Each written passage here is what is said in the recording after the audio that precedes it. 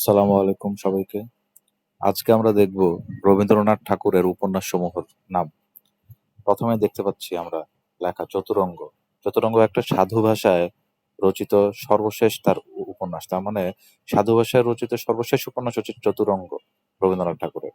দ্বিতীয়ত দেখতে পাচ্ছি আমরা গোরা, যা 1910 খ্রিস্টাব্দে প্রকাশিত হয়েছে। এটা একটা রাজনৈতিক উপন্যাস। এখানে চরিত্রগুলো যেগুলো আছে সেগুলো হচ্ছে গোরা,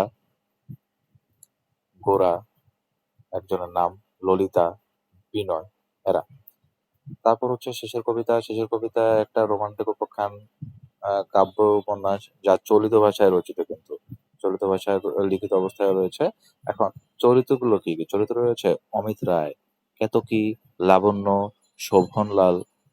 এখানে একটা আমাদের শেষের কবিতায় একটা বিখ্যাত উক্তি রয়েছে যা অমিতের দ্বারা হয়েছে, সেটা হচ্ছে ফ্যাশনটা হলো মুখোশ আর স্টাইলটা হলো সুশ্রী। ফ্যাশনটা হলো মুখোশ আর স্টাইলটা হলো মুখশ্রী। দ্বিতীয়ত, তারপরে আমরা দেখতে পাচ্ছি 4 অধ্যায় একটা উপন্যাস। এটা হচ্ছে রাজনৈতিক উপন্যাস, যা অসহযোগ আন্দোলনের পরবর্তী হিংসাত্মক বিপ্লব আন্দোলনের প্রতি বিরূপ মনোভাব রাজনৈতিক উপন্যাসটার মূল শুরু।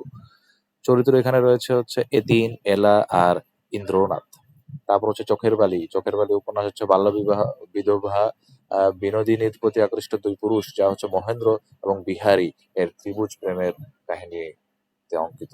তারপর হচ্ছে দুই বোন। দুই বোন হচ্ছে কাব্যধর্মী উপন্যাস। এখানে হচ্ছে প্রধান চরিত্র শর্মিলা, উর্মিলা আর শশাঙ্ক। এখানে আহ, এই উপন্যাসগুলো বিস্তারিত আমরা আরো আলোচনা করব।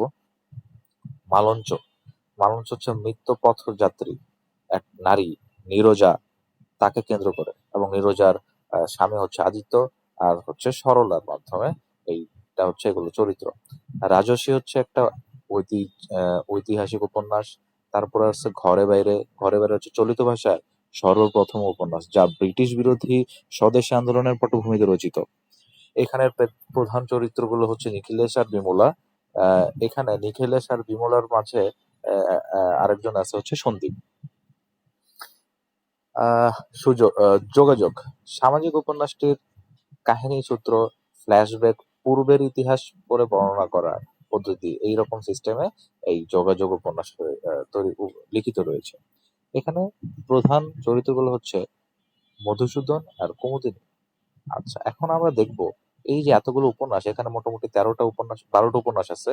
এছাড়াও আরো আছে করুণা, যা অনেকেই মনে করে করুণা করুণা একটা উপন্যাস আছে, যা অনেকেই মনে করে যে রবীন্দ্রনাথ ঠাকুরের প্রথম উপন্যাস হয়তোবা, কিন্তু এইটা আহ, তার প্রথম উপন্যাস নাও হইতে পারে, কিন্তু এটা অপ্রকাশিত ছিল। আচ্ছা, এখন আমরা দেখব রবীন্দ্রনাথ ঠাকুরের এই 12টা উপন্যাস মনে রাখার টেকনিকটা কি। প্রথমে আছে চতুরঙ্গ। চতুরঙ্গ মানে বোঝায় আহ ভারতবর্ষে এই ওয়ার্ড দ্বারা বোঝানো হয় দাবা খেলা, আমরা যে দাবা খেলি এটা। এছাড়াও চতুরঙ্গ মানে হচ্ছে, তো আমরা জানি চতুর্দিকে যাওয়ার মতো অবস্থা। এখানে চতুরঙ্গ উপন্যাসটা হচ্ছে একটা সামাজিক এবং মনস্তাত্ত্বিক উপন্যাস আমরা বলতে পারি। এবং এখানে এক চরিত্র আছে, সে হচ্ছে শচীশ। শচীশের নামটা আমি এখানে লিখে দিলাম চরিত্র। আচ্ছা, চরিত্র হচ্ছে শচীশ। এই শচীশ 4টা অংশেই এখানে চতুরঙ্গ আছে।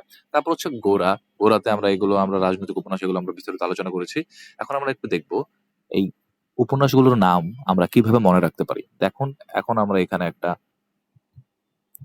ছন্দ ঠিক মিলাবো না, আমরা একটা গল্পের মাধ্যমে মনে রাখার চেষ্টা করব। চতুরঙ্গতে দাবা থাকে, দাবাতে কিন্তু আমরা একটা ঘোড়ার অংশ থাকে, যে ঘোড়ার চাল দেয়, হ্যাঁ, 1 2 আড়াই দিয়ে একটা চাল দেয়, আমরা জানি। এখানে কিন্তু ওই ঘোড়া, কিন্তু এই ঘোড়া না।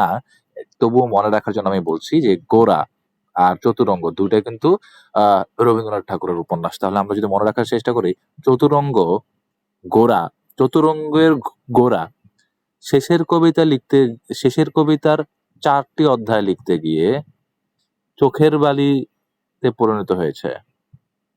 আর অন্যদিকে দুই বোন মালঞ্চ ও রাজর্ষি কে ঘরের বাইরে খুঁজে না পেয়ে যোগাযোগ করে দেখা গেল তাদের বউ ঠাকুরের হাটে তাদের নৌকাডুবি হয়েছে। আমি আবার একটু পড়ে দিচ্ছি। চতুরঙ্গের গোড়া শেষের কবিতার 4 অধ্যায় লিখতে গিয়ে চোখের পানি ঝরে ফেললো। এখানে আমি পানি এমনিতেই বলে ফেলছি যেন মনে থাকে। এটা হচ্ছে চোখের বালি। চোখের বালিতে চোখের বালিতে পরিণত হলো। 2 বোন এবং অপরদিকে 2 বোন মালঞ্চ এবং রাজর্ষি। অপরদিকে 2 বোন মালঞ্চ এবং রাজর্ষিকে ঘরে বাইরে খুঁজে না পেয়ে যোগাযোগ করে দেখা গেল, এই যে যোগাযোগ করে দেখা গেল, ঘরে বাইরে খুঁজে না পেয়ে যোগাযোগ করে দেখা গেল কোথায় আছে তারা? বউ ঠাকুরানীর হাটে আছে এবং ওইখানে তাদের নৌকাডুবি হয়েছে এই সংবাদ পাওয়া গেছে। তাহলে এখানে আমরা এই ব্যাপারটা এইভাবে মনে রাখতে পারি যে ঘরে বাইরে না পেয়ে যোগাযোগ করে দেখা গেছে যে বউ ঠাকুরানীর হাটে তাদের নৌকাডুবি হয়েছে। তাহলে এখানে কিন্তু আমাদের এই ছন্দটা বা এই জিনিসটা যদি আমরা মনে রাখি তাহলে কিন্তু অনেকগুলো উপন্যাস আমরা নামগুলো মনে রাখতে পারবো।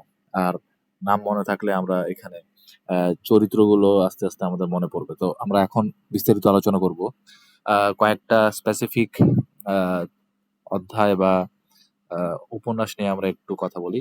এখানে 4 অধ্যায়। এখানে হচ্ছে আমাদের কোশ্চেন গুলো আসে যে নিচের কোনটি রাজনৈতিক উপন্যাস? এখানে কিন্তু অনেকগুলো রাজনৈতিক উপন্যাস আছে কয়েকটা। যে 4 অধ্যায় এটা একটা রাজনৈতিক উপন্যাস। তারপর হচ্ছে যোগাযোগ। যোগাযোগ কিন্তু একটা সামাজিক উপন্যাস।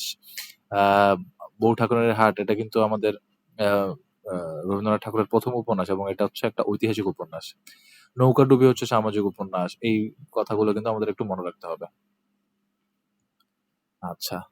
আর আম উপন্যাসের সংক্ষিপ্ত কাহিনী নিয়ে আমরা বিস্তারিত পরবর্তীতে আলোচনা করব। ধন্যবাদ।